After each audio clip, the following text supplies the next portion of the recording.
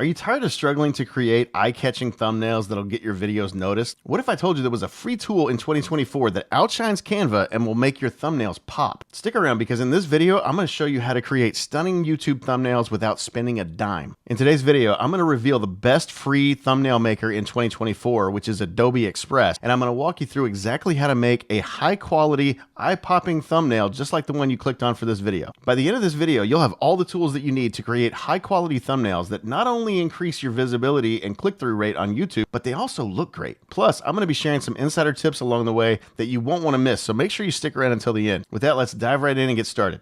All right, so here we are at the Adobe Express homepage, and I'm going to have a link down in the description. It's not an affiliate link or anything like that. It's just a normal link, but I wanted to share this with you because this is the tool that I use.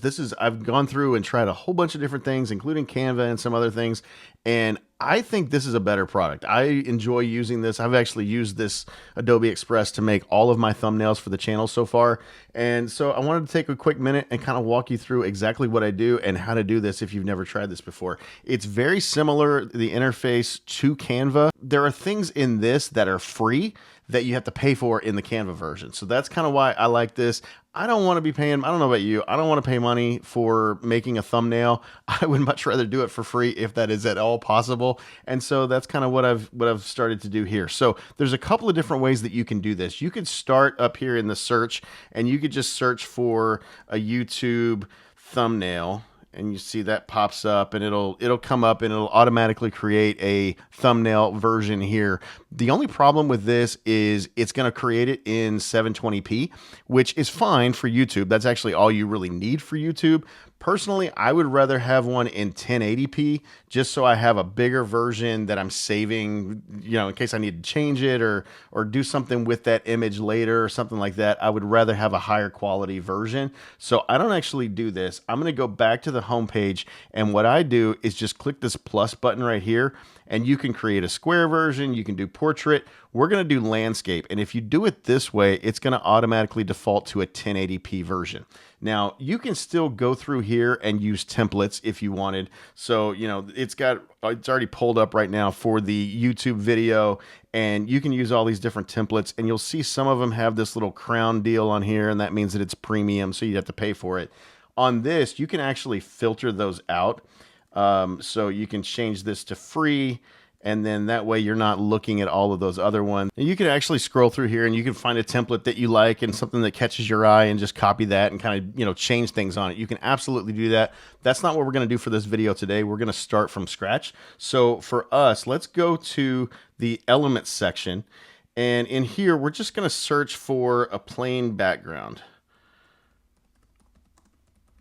and see what we get. And then we're going to come down here to the background section, and we're just going to pick one. Now, I've kind of been using this one a lot. You can see it's got a little heart on it because I favorited it, and you can favorite things and save them so that if you're using the same background, for example, like I am for all of my thumbnails, it's right there for you, and you never have to really search for anything. You can just go into your stuff and then go into the favorites, and here's the background that I use. So I don't have to really do anything to try to find this. It's just there for me.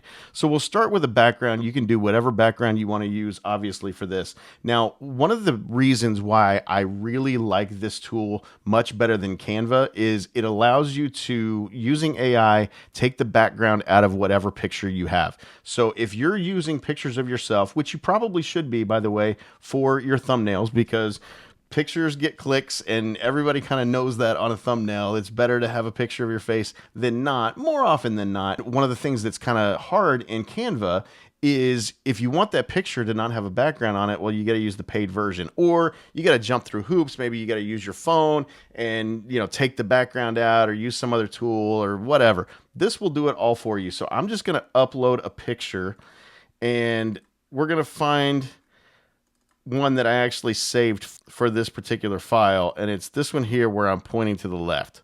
So this is the picture. Basically what I do, because I'm a one-person show, I can't be taking pictures and stuff, so I'll record video of me just making different poses, doing whatever, different faces or whatever, and then I will pull out those screenshots in Final Cut Pro. If you want to see what that looks like and kind of how to do that, or you need some tips on that, leave me a comment down below. I'll be more than happy to make a video on that in the future. But for right now, this is kind of what I do. And then I pick different poses or whatever that I want to use, find the one that I want for the thumbnail, and that's what I'm going to put on here. So with this one, once it's in here, the good thing is you've got this remove background button. So if you click that, it's going to take a few minutes or a few seconds, I should say, and it automatically pulls out the background. I didn't have to do anything. And actually, if you were to zoom in on this, let's zoom in. That's pretty good. I mean, even little hairs and stuff you can see that are being captured by this. So it does a pretty good job taking out whatever background it is that you had. And I didn't have a super clean background, as you saw. That was just a plain wall. I didn't do like fancy green screen or anything crazy like that. It's just a plain wall, and it's still able to take that out. So let's maybe move this down here to the corner, and we're going to make this a little bit bigger. And what I probably want to do at this point is let's create a thumbnail is what I was thinking. We'd have like a thumbnail kind of floating over my hand here. So to do that, we're just going to go into the elements down here, and let's go to all so that you can see all the different things. So we just need to get a shape. So you've got all the different shapes in here that you can use, circles and rectangles. We're obviously going to use a rectangle for this. And once we have the rectangle here, we can kind of make it bigger or smaller or whatever, kind of make it a little bit more like what a thumbnail would actually look like. And we're just going to kind of have this in this general vicinity. And so once I kind of get that to the dimensions that I like, then over here you can see the fill on this is currently gray. Now you can change that to whatever color you want using this. You could actually go into the little thing here, and that will pick whatever color you want. So let's say you wanted it the same color as the background. You could do that. You wanted to make it the color of my shirt. We could do that. But for this case, we're not actually going to do that. We're going to go in and do a custom color. And here you've got all the different colors that you can choose from. So you can kind of scroll through, and then you've got different hues for all of these. So I'm going to want something relatively bright, something that will catch the eye as people are scrolling on their phone or whatever. So I kind of like that green. I use that a lot for different things. So why don't we just stick with that for right now for the ease of this. You could also change the border. So right now the border is black. Let's say we wanted to do that in white. How does that look? I don't know. Yeah, let's keep it black. I think the black actually looks a little bit better. So we could keep that as that. And you can change the corner roundness. So right now they're pretty rounded corners, but if we drag this down, it's going to start to look a little bit more like an actual thumbnail. So why don't we go with something like that? You could change obviously border thickness and do weird things with that, but we're not going to do that. We're going to kind of put that as something relatively normal. And let's see, what do we need to do now? We probably need some text. Why don't we throw some text into that thumbnail?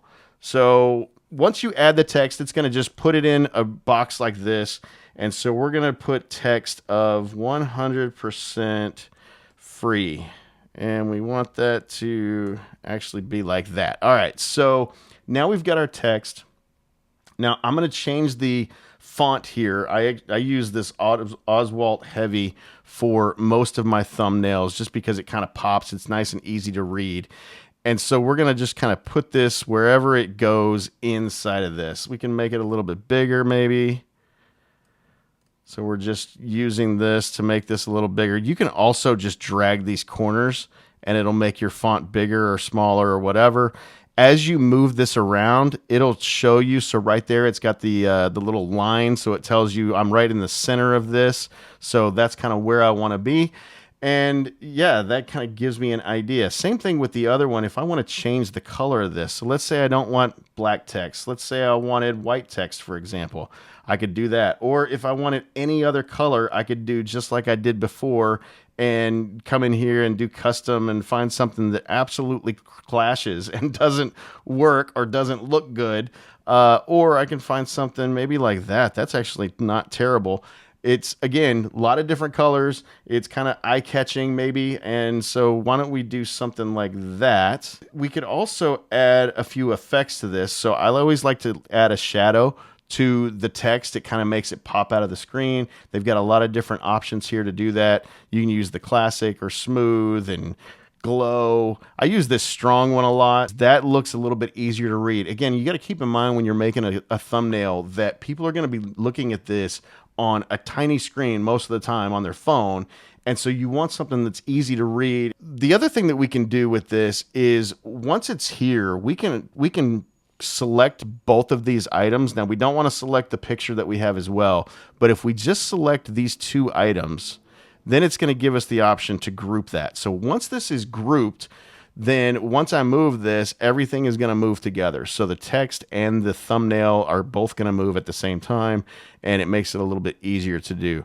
We're going to undo that for now because I don't want to group that yet, because I think I want to add a little bit of a frame onto this.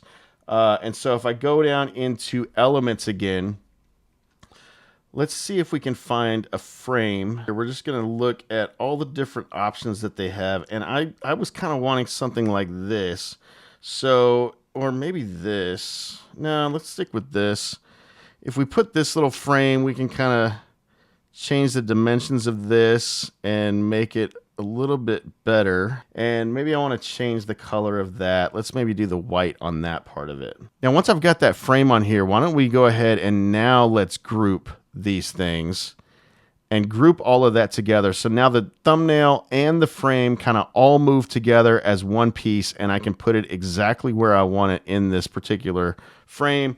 And now we've got this, maybe, I don't know, maybe we make this a little bit bigger so that it stands out a little bit more and kind of move it over a little bit. And then same thing with this, we can maybe have this just right as it's floating over my hand. Now all you have to do is click the download button. It's going to automatically set it to PNG. I always just leave it as that, and then hit the download and it will download that file. And so now I have this file. It's nice and clean. It's big. It's in the 1080p formula so that I can do whatever I need to do with this. You can obviously get a lot more complex in here if you really wanted to, but for our purposes and to make sure that this video didn't get crazy long, I'm going to do a nice little simple, easy one. If you're enjoying this video, please smash that like button down below and leave me a comment, because those two things, along with you watching all the way through to the end, go a long way towards this video reaching more people. And if you want to see more videos like this, then hit that subscribe button. I'd really appreciate it. Now, again, like I mentioned in the beginning, you can pay for this.